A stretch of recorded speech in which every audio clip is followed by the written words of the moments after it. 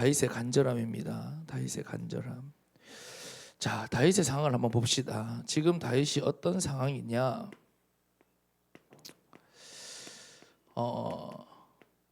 누가 배신했다고요? 아들 압살롬이 지금 반란을 일으켰어요.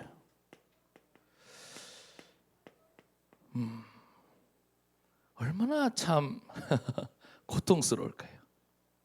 여러분들 다 부모님 계시지만 부모님은 자녀 문제로 인해서 제일 마음 아파하시고 제일 약하거든요. 근데 아들이 지금 반란을 일으켰어요. 그러니까 지금 다윗에게는 이것보다 더 고통스러운 문제가 없어요. 두 번째 보세요. 자, 아들 혼자서 반란 일으킨 거 아니겠죠? 믿었던 신하들도 배신 때렸어요. 여러분, 다윗은 정치인이고 왕입니다. 그러니까 이 왕 입장에서는 반란이 일어난다, 신하들이 배신한다, 이것만큼 자존심 상하고 치욕스러운 문제가 또 어디 있겠어요, 그렇죠?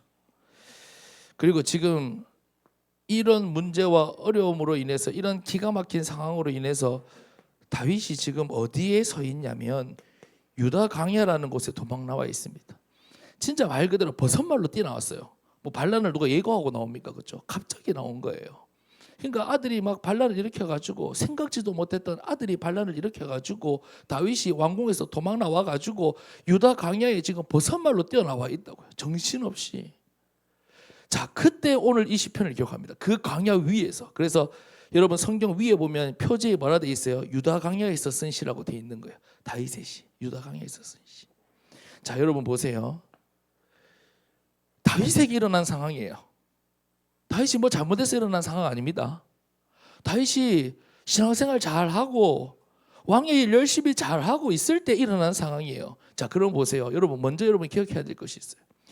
제가 이 말씀을 보면서 제가 이번 한 주간 이 10편 63편을 정말로 묵상하면서 은혜를 많이 받았거든요. 은혜를 많이 받았는데, 우리 앞에 아무리 어려운 상황이 일어난다 해도 지금 다윗보다도 더 당황스럽고 더 어려운 일이 물론 일어날 수도 있겠지만 이것보다 더 어려운 상황은 사실 잘 안 일어나잖아요, 그렇죠?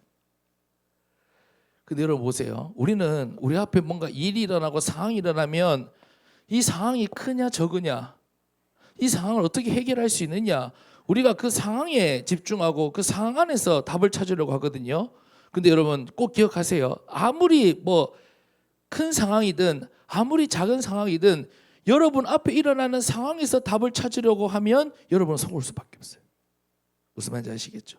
그러니까 다윗은 이 상황, 정말로 말도 안 되고 기가 막히고 코가 막힌 이 상황에 여기서 답을 찾으려고 하지 않았어요. 여기서 해결하려고 하지 않았어요. 여러분 보세요. 다윗이 만약에 이 상황에 빠져들었다면 얼마나 복잡해지겠어요. 아들은 또 나에게 왜 그러며, 신하들은 내가 뭘 잘못했을까부터 시작해서, 하나님 도대체 내가 뭐가 문제길래 이런 일들이 일어납니까? 부터 시작해서 이 일들을 어떻게 풀어가야 될까요? 부터 시작해서 얼마나 다윗이 복잡해지겠냐고요. 그렇죠? 근데 보세요. 다윗은 이 상황을 해결하기 위해서 간절히 뭔가 찾지 않았어요. 사람 붙잡고 간절하지 않았어요. 자, 그럼 우리 본론으로 넘어가 봅시다. 다윗이 이런 상황 속에서, 이런 기가 막히고 코가 막히고 참 어려운 상황 속에서 다윗이 간절히 찾은 것이 있어요. 자, 그게 뭐냐? 1절 말씀에 보니까 그리스도를 간절히 찾았어요. 여기서 모든 게 다 끝나는 거예요. 자, 1절 말씀 다시 한번 보세요. 하나님이여, 주는 나의 하나님이시라. 내가 간절히 뭘 찾는다고? 주를 찾대. 물이 없어 마르고 황폐한 땅에서. 지금 유다 강야라니까요. 아무것도 보이지 않는 척박한 땅에 있잖아요. 근데 보세요. 내 영혼이 주를 갈망하며 내 육체가 주를 앙모하나이다. 그러니까 내 영혼도 육체도 다른 거 찾는 게 아니라 뭘 찾는다고요? 간절히 주를 찾는다고 고백해요. 자, 정말로 황폐한 땅에서 아무것도 할 수 없고 보이지 않고 너무나도 적막하고 외로운 강야에서 주를 갈망하고 주를 바라보고 사모하고 있습니다. 이 기가 막힌 상황 속에서 다윗이 가장 먼저 찾은 것, 간절히 찾은 것은 오직 한 가지, 그리스도였습니다. 예수님께서 누가복음 20장 42절 말씀 이렇게 말씀하십니다. 여러분 잘 들어보세요. 시편의 다윗이 친히 말하였으되 주께서 내 주께 이르시되, 그리고 44절 말씀 이렇게 덧붙여서 설명하세요. 그런즉 다윗이 그리스도를 주라 칭하였으니 어찌 그의 자손이 되겠느냐 하시니라. 자, 예수님께서 뭐라 말씀하세요? 시편에서 다윗이 주를 찾는 것은 누구를 찾는 것이다? 그리스도를 찾는 것이다 라고 예수님께서 직접 해석해 주셨죠, 구약 성경은. 자, 그러니까 다윗이 뭘 찾았다고요? 이 유다 광야에서 이 기가 막힌 상황 속에서 오직 그리스도를, 다른 거 찾기 이전에, 다른 거 생각하기 이전에 오직 그리스도를 간절히 찾았다. 자, 오늘 우리가 다윗이었다면 얼마나 복잡하고 또 많은 생각을 하고 화도 냈다가 원망도 했다가 그냥 인내로 다 끝내버릴까. 거기다가 지금 다윗이 있는 장소 또한 얼마나 서글퍼요. 왕궁에 있어야 될 사람이 척박한 광야에 도망을 와 있으니 서럽기도 하고 진짜 말 그대로 오만 감정과 오만 생각이 다 덮을 것 같고 사로잡을 것 같은데, 지금 유다 광야에 서 있는 다윗을 사로잡고 있는 이 간절함, 지금 다윗이 간절히 찾고 바라보고 있는 것은 오직 한 가지, 뭐밖에 없다? 그리스도밖에 없다는 거예요. 오직 그리스도를 향한 이 다윗의 간절함이 이 말도 안 되는 상황, 이 말도 안 되는 상황과 정말로 서러움과 외로움 속에서 다윗을 건져내고 살게 했습니다. 다윗이 지금 아들에게 도망 나와 있는 이 현실 속에서 이 현실의 마음이 뺏겨서 자기 연민과 아들 주변의 사람에 대한 그 배신감에 빠져 있었다면, 하나님을 향한 원망과 불신앙에 사로잡혀 있었다면 다윗은 여기서 모든 역사가 다 끝이 났을 거예요. 그냥 큰 문제와 어려움이 일어나도 우리는 마음이 쉽게 빼앗기는데, 그런데 자녀가 자신을 향해서 이런 비참한 일을 일으킨다면 아마 대부분의 사람들은 이 문제 속에서 쉽게 빠져나오기가 쉽지 않을 것입니다. 그래서 고린도후서 4장 4절 말씀에 마귀가 사람들의 뭘 혼미하게 한다 그래요? 마음을 혼미하게 해서, 혼미하게 하는 이유가 있어요. 뭐가 비치지 못하도록? 복음의 강체가 비치지 못하게 한다고 말씀하시거든요. 여러분, 이 말씀을 꼭 기억하세요. 왜냐하면 마귀가 이렇게 방해하거든요. 이 사실을 누구보다 잘 알고 있었던 다윗은 마귀가 자녀 문제를 건드려서 마음을 혼미하게 해도 거기에도 속지 않고 이 어두운 현실과 상황 속에서 오직 그리스도를 간절히 찾고 그리스도를 간절히 바라보니까 그에게 뭐가 비칩니까? 하나님의 영광을 아는 빛이, 복음의 광채가 다윗에게 비치게 됩니다. 그러니까 여러분, 다윗이 뭐 대단한 사람 아니에요. 제가 자주 말씀드리지만 다윗은 태생부터 보면요, 진짜 연약하게 태어나고 정말로 약하게 태어난 사람이 다윗이거든요.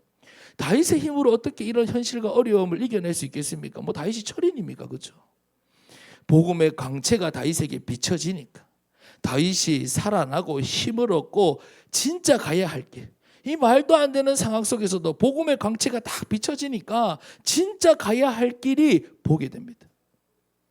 오늘 다윗과 같이 여러분 눈앞에 보이는 상황에 속지 않고 우리가 간절히 찾아야 될 것이 무엇인지를 정확히 알고 여러분들이 오직 그리스도를 찾고 바라본다면 반드시 승리하게 되고 회복의 역사가 일어나게 될 줄로 믿습니다. 내가 간절히 주를 찾되 물이 없어 마르고 황폐한 땅에서 내 영혼이 주를 갈망하며 내 육체가 주를 앙모하나이다. 오늘 유대 광야에서 이 다윗의 기도, 다윗의 고백이 우리 청년의 기도, 청년의 고백이 되기를 간절히 소망합니다. 두 번째로 다윗이 무엇을 간절히 찾고 있느냐? 이 유대 광야에서 영광과 권능입니다. 2절 말씀을 보세요. 내가 주의 권능과 영광을 보기 위하여 이와 같이 성소에서 주를 바라보았나이다. 여러분, 지금 다윗이 어디 있다고요? 성전에 지금 뭐 편하게 예배드리고 있는 상황 아니에요. 지금 비록 성소가 아니라 광야에 있지만 성소에서 주를 바라본과 같이 여기가 하나님의 성소가 돼요. 다윗이 서 있는 이 유다 광야가 성소가 되어 주의 권능과 영광을 보기를 간절히 사모하고 있습니다. 여러분, 다윗이 어떤 사람이에요? 누구보다 성소를 사랑했잖아요. 그래서 역사상 처음으로 하나님의 성전 짓기를 사모했던 사람이 누굽니까? 다윗이잖아요. 자, 그 다윗이요, 비록 육신적으로 서 있는 곳은 광야이지만 다윗은 성소의 영적 배경과 축복을 어디에서도 이 어려운 상황 속에서도, 이 광야에서도 누리고 있습니다. 그러니까 지금 다윗이 처해 있는 상황과 현실만 보면, 다윗이 지금 육체적으로 육신적으로 어디에 있는지만 보면 어떻게 지금 다윗이 하나님의 영광과 권능을 볼 수 있어요? 비참한 현실만 보이지, 답답한 현실만 보이지. 그만큼 다윗이 간절히 성소를 사모했고 하나님의 권능과 영광을 사모했다 이 말이에요.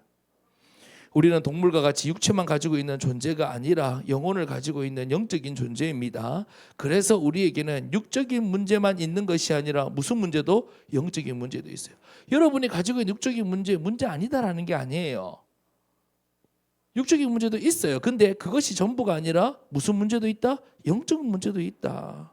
우리가 육체만 가지고 있으면요, 육적인 문제 뭐가 있을까요? 돈의 문제, 성공의 문제, 환경의 문제, 그것만 해결되면 돼요.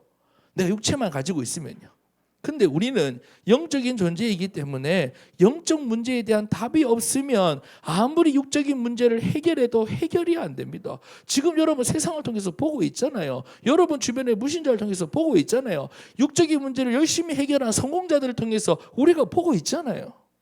그래서 우리에게는 육신적인 것에 대한 갈급함을 넘어서, 간절함을 넘어서 영적인 것에 대한 간절함이 있어야 하고, 육신적인 상황과 현실을 보는 눈만 가지고 있는 것이 아니라 영적인 사실을 볼 수 있는 영적인 눈이 열려야 합니다.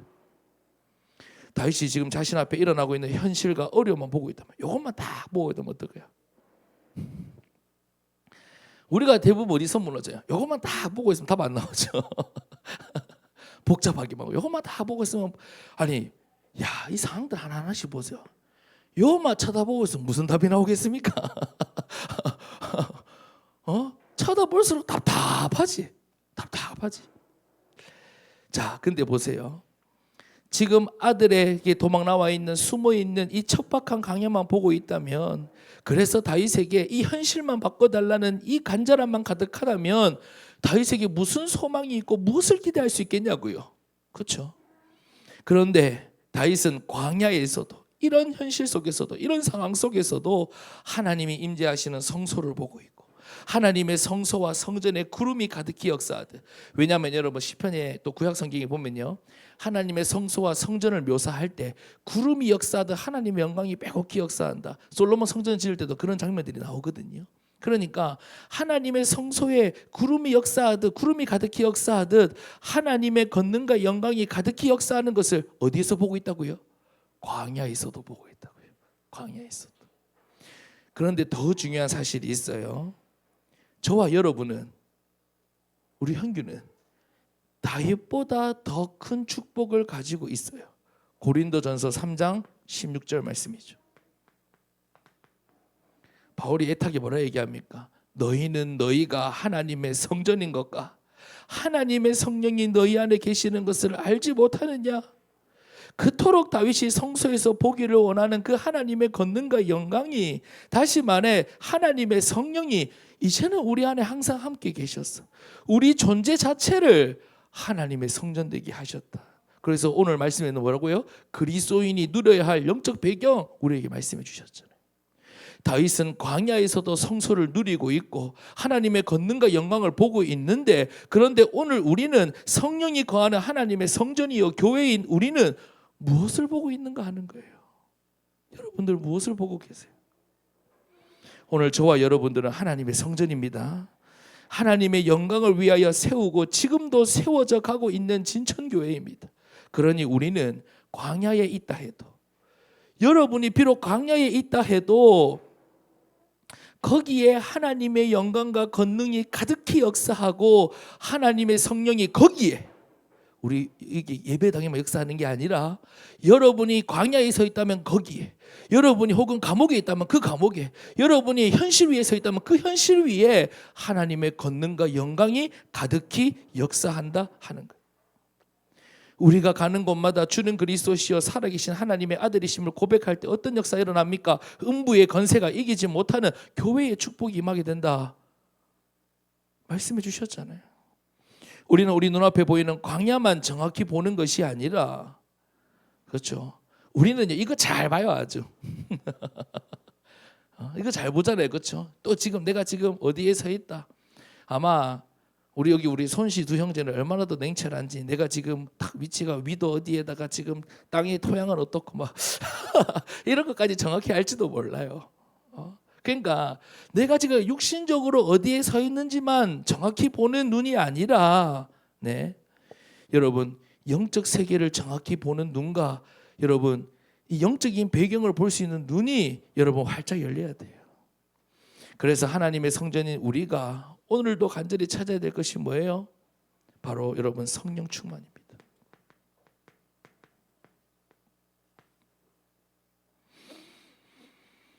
세상이 가질 수 없지만 우리에게 약속하신 다른 힘, 바로 성령 충만입니다. 여러분, 제가 우리 청소년들 지난주 강단에 이 성령의 능력이라고 제가 이제 포럼하면서 듣고 우리 청소년들에게 같이 포럼하면서 그런 얘기를 했는데, 여러분 성령 충만은 역사적으로 증명된 힘이에요. 아무것도 안 가지고 있는 초대교회 성도들이 120명 모였어요. 여러분 보세요. 아니 우리가 현실적으로 보면 진짜 하층민 그 당시 여인들 120명이 모여서 뭘 할 수 있어요? 아무것도 못해요. 자, 그런데 그 120명이 돈도 없었어요, 권력도 없었어요, 진짜 아무것도 없었어요. 근데 오직 한 가지 힘이 있었거든요. 성령 충만. 그 성령 충만으로 어떤 역사가 일어났어요? 로마도 정복하고 시대도 정복하고, 그 120명, 연약한 120명으로 시작된 초대교회가 어디까지 와 있어요? 오늘 여기까지 와 있잖아요. 근데 무슨 힘으로 그렇게 됐다고요? 다른 힘으로 된 게 아니라 오직 성령 충만으로. 그래서 여러분에게 하나님께서 다른 것 구하라 말씀하지 않으시고 성령 충만 구하라 말씀하신 거예요. 여러분의 힘으로 하라고 하신 말씀 있으면 찾아와 보세요. 하나님은 여러분의 힘으로 하라고 하신 적이 없다니까요. 성령 충만 구해라. 오직 성령이 너희에게 임하시면 너희가 뭘 받고? 권능을 받고 예루살렘과 사마리아와, 내가 뭐 들어놓, 예루살렘과 사마리아와 땅 끝까지를 만나. 온 유대와 사마리아와 땅 끝까지 이르러. 그래, 뭔가 아구가 안 맞더라. 내 증인이 되리라, 그렇게 말씀하신 겁니다. 자, 그래서 보세요. 다윗에게는 영적 세계를 정확히 보는 눈과 영적인 힘을 간절히 찾았기에 다른 사람이 보지 못하는 것을 보고 있었고, 어디에서도? 유다 광야에서도. 다른 사람이 누리지 못하는 것을 누리고 있었고, 어떤 현실 속에서도? 압살롬 아들이 반란을 일으키는 그 현실 속에서도 다른 사람이 갖지 못한 다른 힘을 가지고 이 모든 시련과 어려움을 통과할 수 있었습니다. 오늘 우리가 광야와 같은 척박한 현실 위에 서 있다 해도 오늘 본문의 다윗과 같이 성소의 축복을 누리고 광야에서도 가득히 역사하시는 하나님의 권능과 영광을 볼 수 있는 우리 청년들 되기를 소망합니다. 세 번째, 무엇을 간절히 찾고 있느냐? 생명보다 나은 것이. 자, 3절 말씀 볼까요? 주의 인자하심이 생명보다 나음으로 내 입술이 주를 찬양할 것이라 그랬어요. 그러니까 다윗은요, 이게 무슨 말이냐면 자신의 생명보다 더 소중하고 귀한 것을 발견했고 그것을 지금 간절히 찾고 있다, 이 말이에요. 주의 인자하심이 생명보다 낫다는 게 무슨 말입니까? 우리 찬양 자주 하잖아요. 이 하나님이시 얼마나 자주 불러요. 여러분, 주의 인자하심이 생명보다 낫다는 게 무슨 말이에요? 주의 인자하심으로 인해, 주의 은혜로 인해 아무것도 문제될 것이 없다는 고백이에요. 내 생명보다 더 소중한데 뭐가 문제될 것이 있어요? 안 그래요? 내 생명보다 더 소중한 것을 다윗이 가지고 있고 누리고 있는데 무엇으로 다윗을 흔들고 막을 수 있겠습니까? 그래서 다윗은 이러한 문제 속에서도 주의 인자하심을, 하나님의 은혜를 고백하고 찬양하고 있습니다. 여러분 한번 생각해 보세요. 다윗이 자신의 자녀에게 생명을 걸었더라면 아들의 이 반란 앞에서 어떻게 될까요? 무너질 수밖에 없겠죠. 요즘 사람들도 그렇지만 왕이라는 자리가 보통 자리가 아니잖아요. 사람들이 다 자기 일에 생명을 걸잖아요, 그렇죠? 그런데 만약에 다윗이 왕위에, 이 왕이라는 일에 자신의 생명을 걸었다면 지금 신하들이 배신되고 왕위가 빼앗기고 지금 도망 나와 있잖아요. 어떻게 이 어려움을 이겨낼 수 있겠어요? 다 포기하고 싶죠. 자, 그런데 다윗은 다른 것에 생명을 걸지 않고 오직 하나님의 은혜에 자신의 생명을 걸었다, 이 말이에요. 오직 하나님의 은혜에. 자신의 생명보다 더 소중한 것으로 여길 만큼 하나님의 은혜를 간절히 사모하고 가지고 있었기에 어떠한 현실과 어려움이 일어난다 해도 하나님의 은혜를 누리고 찬양할 수 있었습니다. 자, 그 다음 절 말씀이 더 기가 막혀요. 자, 그러니까 다윗이 하나님의 은혜를 자신의 생명보다 더 귀한 것으로 가지고 있으니까 자, 찬양이 나와요. 그러면서 보세요. 그 다음 절 보세요. 이렇게 마침표를 찍습니다. 이러므로 상황 바뀐 거 아니에요. 이 상황 앞에서예요. 이 어려움 앞에서예요. 유다 광야에 서 있을 때예요. 뭐라고 마침표를 찍는지 보세요. 이러므로 나의 평생의 주를 송축하며 주의 이름으로 그리스도의 이름으로 말미암아 나의 손을 들리이다. 제가 전지적 마귀 시점으로 이 말씀을 봐봤거든요. 아니요, 마귀가 내가 봤을 때는 최후의 수단을 쓴 것 같아요. 최후의 수단. 제가 이런 느낌이에요. 마귀 입장이 돼 보니까 그래, 암만 다윗이라도 자녀 문제 건들면 넘어지겠지. 그러다가 그냥 자녀가 아프고 이게 아니라, 왜냐하면 다윗은요 자녀도 빼앗겨 봤거든요. 그러니까 그걸로도 안 되는 거 아니까 이제 제일 치욕스러운 거, 지금 다윗이 젊을 때가 아니에요. 나이가 지극히 먹었단 말이에요. 이제 은퇴를 바라봐야 될 나이예요. 근데 그때 나이에 자녀를 일으켜서 반란을 일으킨다는 이 기가 막힌 생각을 마귀가 한 거예요. 야, 이쯤 하면 넘어지겠지. 이쯤 하면 무너지겠지. 근데 이렇게 나오는 거예요. 근데 이렇게 나오는 거예요. 이러므로. 뭐가 이러므로입니까? 뭐가 이러므로요? 그러니까 제가 결론적으로 말씀드릴 건데, 이걸 보고 마침표를 찍은 게 아니에요. 하나님의 저는 그게 아닙니다. 이걸 맡겨놔야 돼요. 이건 던져놔야 돼요. 세상 사람들은 이게 전부니까 답이 없잖아요. 그러니까 여기서 답 찾아야 되는 게 맞고요. 근데 우리는 여기서 답 찾는 거 아니에요. 이건 던져놓고 그 앞에서 이름으로 찍어버리는 거예요.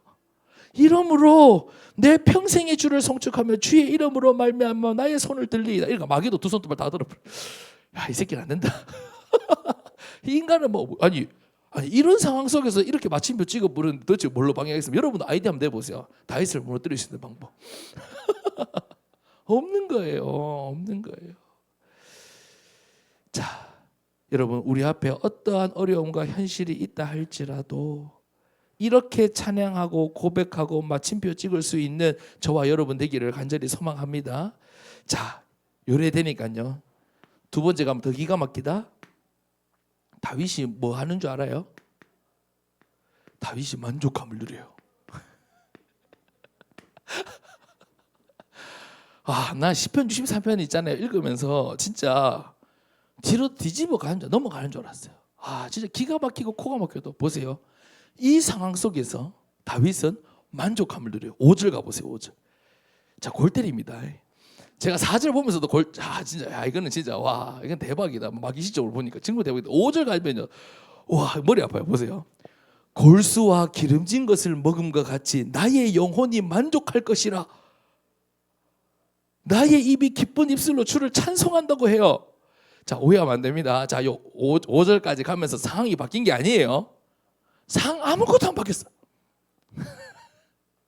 여전히 지금 다윗은 광야에 서 있고, 지금 압살롬 눈 뒤집혀 가지고 지금 막 지세상이다 하면서 난리치고 있고, 상황 바뀐 거 아무것도 없어요. 그런데 골수와 기름진 것을 먹은 것 같이 다윗의 영적 상태는 어떤 상태입니까? 만족함을 누리는 상태가 되어버렸다는 거예요. 이야, 여러분, 이 광야에서 누리고 있는 다윗의 만족함 여러분 누리고 싶지 않으세요? 궁금하지 않으세요, 여러분? 자, 그러니까 하나님의 자녀는 어떤 신분이냐, 그리스도인은 어떤 신분이냐, 여러분 이런 상황 속에서도 만족함을 누릴 수 있는 게 저와 여러분인 거예요. 근데 여러분, 그 비결은, 그 답은 어디 있는 줄 아세요? 요거 찾으니까 1절에서 끝나는 거예요. 그러니까 요거 찾으니까 만족함 오는 거예요. 여러분, 제가 그래서 여러분에게 이번 주 포럼할 때 그런 말씀 드렸잖아요. 돈은 필요합니까? 안 필요합니까? 돈 필요하죠. 돈 안 필요할 것 같으면 내일 말라고 네 가스 공사 있으러 갑니까? 당장 교회 와 있으라 그러지. 돈 필요해요. 근데 돈이 인생을 만족해 줄 수 있어요? 그럴 것 같으면 지금 사람들 다 만족함 누리고 살죠. 성공 필요합니까? 안 필요합니까? 필요하죠. 근데 성공이 인생을 만족시켜 줄 수 있습니까? 그러면 대통령은 가장 만족해야죠. 대통령 보면서 여러분 만족스러워 보이세요? 근데 보세요. 상황에 따라서 인생을 만족시켜 주는 거 아니에요. 그러니까 여러분도 여기서 만족을 찾으려고 하면 안 돼요. 그러면 속을 수밖에 없어요. 여러분, 모든 인생은 뭘 찾을 때, 그리스도를 간절히 찾을 때 만족함을 누리게 된다 하는 거예요. 그러면 여러분들이 지금, 그래서 우리가 복음 집중을 단순 반복 지속으로 계속 여러분들 지금 루틴을 세워가면서 훈련받고 있는 거예요. 여러분들이 이런 상황 속에서도 그리스도를 간절히 찾을 수 있으면 뭐 할 수 있다? 이렇게 만족함을 누릴 수 있다. 어디에 있다 해도, 유대 강야에 서 있다 하더라도 만족함을 누릴 수 있다. 이 비밀 여러분 가지셔야 돼요. 여러분, 지금부터 여러분들이 이 간절함을 가지고 이 비밀을 누릴 수 있다면 여러분 앞에 어떤 일이라도 상관없어요. 다 해보세요. 자, 들어가 볼게요. 다윗의 영적 루틴이 나와요. 6절에 보면. 야, 어떻게 다윗은 이런 만족함을 지속하고 누릴 수 있는가 봤더니 영적 루틴이야. 6절 말씀 보세요.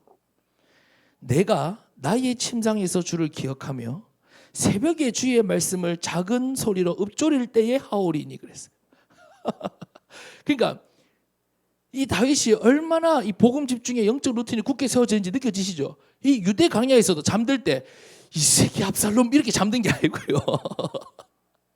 어떻게 저 인간들 내가 어떻게 해줬는데 나를 배신되고 이렇게 잠든 게 아니고요. 아, 저거 어떻게 해결하지? 아, 저 진짜 아이고, 압살롬 죽일 수도 없고, 이거 고민한 게 아니고요. 뭘 기억한다고요? 주를 기억하며. 주가 누구라고요? 그리스도를 기억하며. 이야, 그러니까 복잡할 게 없어요. 아침에 일어나니까 뭘 읊조린다고요? 이 새끼들 이게 읊조리는 게 아니고, 이 인간들 이게 읊조린 게 아니고, 뭘 읊조린다고요? 주의 말씀을 작은 소리로 읊조릴 때 묵상했다 이 말이에요. 이 루틴이 얼마나, 그러니까 보세요. 아침 시간, 저녁 시간 이래 되면 하루 종일 다 나오잖아요. 그렇죠?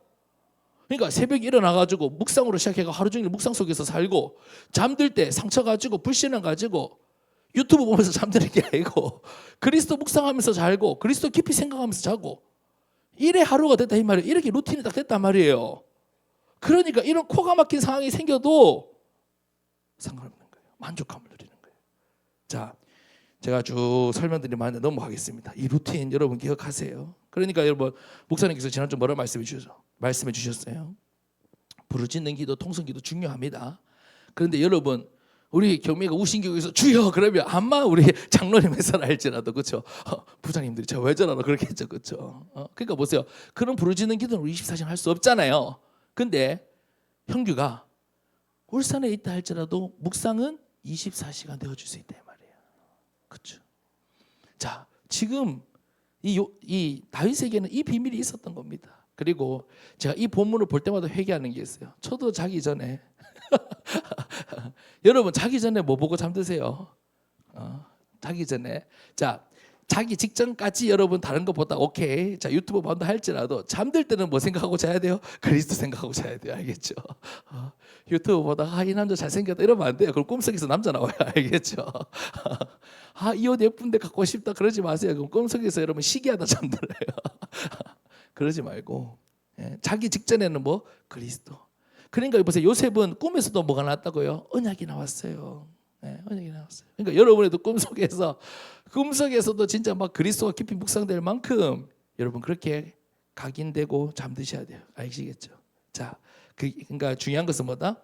다윗의 영적 루틴. 이 유대 강야에서도 이 기가 막힌 상황 속에도 지속될 만큼 루틴이 굳게 세워져 있었다. 그래서 저는 이 본문을 보면서 그래서 하나님께서 우리가 이 키워드들을 이렇게 훈련시켜 가신 거구나라는 게 느껴지더라고요. 다 두 번째 보세요. 주를 가까이 따를 때 그래요. 다윗은요, 다른 거 가까이 따르지 않고요, 주를 가까이 따를 때 만족함을 누리게 되고 지속하게 돼요. 8절 말씀 보세요. 나의 영혼이 주를 가까이 따르니, 어떤 역사가 일어난다고요? 주의 오른손이 나를 붙드신다라고 합니다. 자, 여러분, 우리가 무엇을 가까이 두느냐, 여기서 영적 상태가 다 나오는 겁니다. 뭐 어렵게 생각할 필요 없어요. 근데 영적 상태라고 해가지고요, 뭐 복잡하게 진단할 거 없어요. 여러분들이 무엇을 가까이 두고 사느냐, 여러분 가장 가까이에 무엇이 있느냐, 그것이 곧 여러분의 영적 상태를 보여주는 거예요. 왜? 거기에 따라서 나올 거니까요. 그렇죠? 자, 다윗은요, 어릴 적부터 혼자 있을 때가 참 많았어요. 어릴 적부터. 그러니까 늘 어디 있었어요? 혼자 들에서 양치고 있었어요. 거기서 찬양하고 묵상하고 그게 다윗의 어릴 적 일상이었어요. 자, 그러니까 또 보니까요. 다윗이 골리앗 때려잡았잖아요. 인자 좀 유명해진다 싶으니까, 인자 좀 사람 좀 모인다 싶으니까 하나님께서 또 어떻게 인도하세요? 사울의 눈을 뒤집어가지고 또 쫓기게 만들어요. 저는 이 말씀 준비하면서요. 거기에도 이유가 있었구나. 그러니까 하나님께서 일부러 다윗을 혼자 있게 하신 거예요.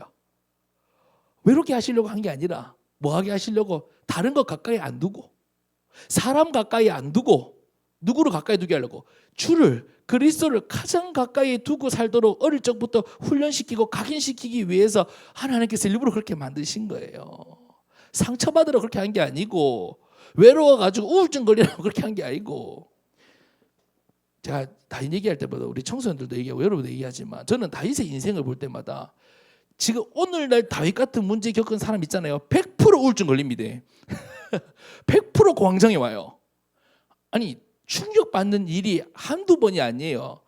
일반인 같았으면 아마 저기 뭐고 노이로제 걸리고 또 저기 뭡니까 그거 트라우마 걸려가지고 진짜 평생을 시달리면서 살았을 거예요. 자, 근데 자기의 일들, 자기 앞에 일어나는 그 외로운 일들을 상처로 만든 게 아니라 뭘로 만들었다고요? 주를 가까이 뒀다는 거 다른 거 두는 게 아니고.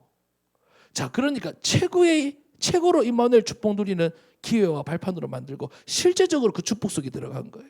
실제적으로 그리스도를 가장 가까이 모시고 산 거예요. 자, 그러니까 지금 이런 어려움 앞에서도 다른 거 붙잡지 않고. 여러분 다윗이 왕 아닙니까?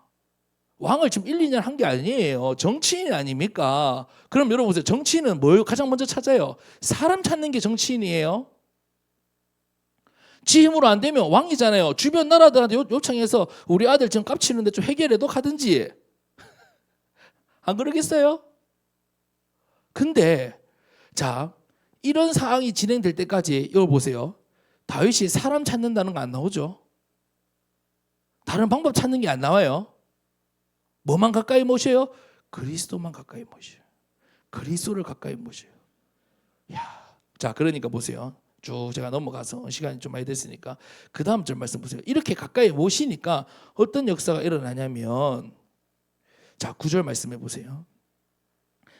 나의 영혼을 찾아 멸하려 하는 그들은 땅 깊은 곳에 들어가며 칼의 세력에 넘어져 승냥이의 먹이가 되리이다. 자, 여러분 보실 때 어떤 느낌이에요? 상황 바뀐 거 없다 그랬어요. 근데 이미 그리스도를 가까이 모심으로 인해서 영적 싸움에서 승리한 거예요. 그러니까 다윗은 싸우지도 않고 이미 이겼어요. 싸우지도 않았는데 지금 다윗이 지금 압살롬의 지금 반란군과 싸웠습니까? 안 싸웠어요. 지금 왕위 회복돼 가지고 왕궁에 돌아갔습니까? 안 돌아갔어요. 버선발로 뛰어나와 있는 상황인데 정말로 영적 루틴과 정말로 깊은 기도 속에서 이미 이겨버린 거예요. 그렇게 고백하잖아요. 지금 이미 이길 것을 확신하잖아요. 그러니까 보세요. 하나님 자녀의 싸움은 싸우지 않고도 이기고 미리 이기고 싸우는 것이 우리의 싸움이다. 여러분 꼭 기억하세요. 예. 주의 오른손이 나를 붙드시도록 여러분 그리스도를 여러분 인생의 가장 가까이에 모시고 따름으로 승리하는 우리 청년들 되기를 간절히 소망합니다. 결론이에요. 그래서 여러분 보세요. 나의 간절함이 곧 뭐라고요? 나의 영적 상태다. 영적 상태다. 자,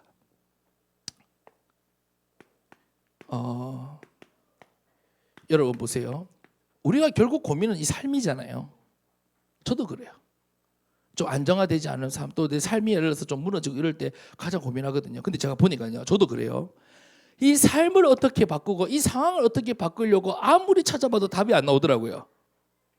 근데 여러분 보세요. 다윗도 지금 보지만 뭐에 따라서 내 영적 상태에 따라서 뭐가 나와요? 내 삶이 나온다는 것을 꼭 기억하셔요. 여러분 평생이 도식처럼 기억하세요. 아시겠어요? 그러니까 삶을 바꿔야지 내 영적 상태가 바뀌는 거 아닙니다. 여러분의 영적 상태가 바뀌어야 여러분의 삶도 바뀌는 겁니다. 반드시 따라오게 되어 있습니다. 그러니까 마귀는 뭘 속이는 줄 아세요? 이 우선순위를 빼앗는 거예요. 내 앞에 일어난 상황을 통해서. 그러니까 보세요. 다윗이 상황 바꾸려고 뛰들어가고 싸웠으면 진 겁니다. 진 거예요. 어려움에 빠지는 거예요. 근데 다윗이 상황을 해결하려고 거기에 그 간절함을 가지고 뛰어든 게 아니라 다윗은 뭘 찾았다고요? 그리스도를 간절히 찾음으로. 다윗의 간절함을 통해서 뭐가 보여요? 다윗의 영적 상태를 여러분이 알 수 있죠? 간절히 찾는 것을 통해서. 다윗이 이렇게 영적 상태가 돼버리니까 우리가 다윗의 역사를 잘 알잖아요. 압살롬 반란으로 다윗 역사 끝났습니까? 아니에요. 하나님 다 해결해 주셨어요. 다윗은 끝까지 위대한 왕으로 쓰임받고 세움받다가 자신이 원하는 솔로몬에게 왕위를 물려주고 자신의 생을 마감했습니다.